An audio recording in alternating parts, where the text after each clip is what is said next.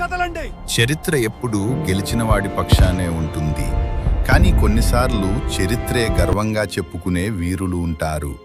దేశం కోసం ప్రాణం ఇవ్వటం వేరు, ప్రాణం పోయే వరకు శత్రువుని గడగడలాడించటం వేరు.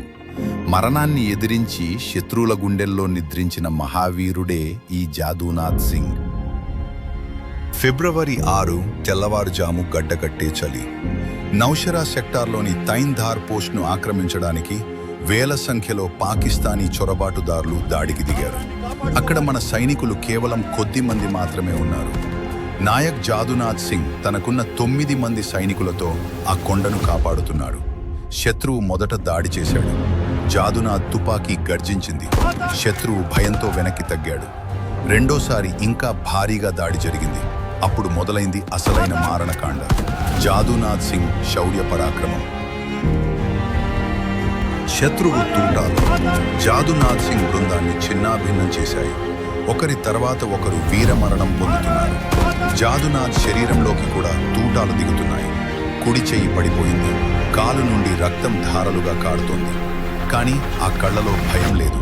కేవలం మృత్యువును ఎదిరించే తెగింపు మాత్రమే ఉంది. తన బృందంలో అందరూ చనిపోయారు.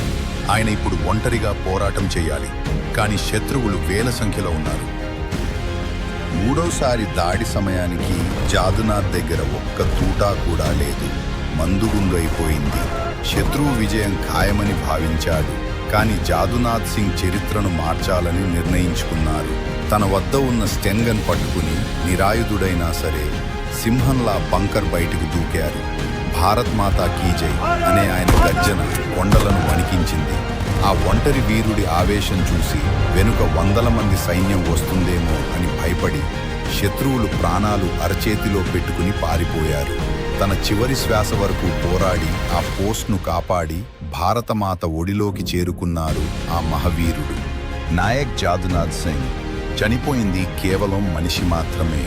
ఆయన ధైర్యం నేటికి మన సరిహద్దుల్లో సజీవంగా ఉంది.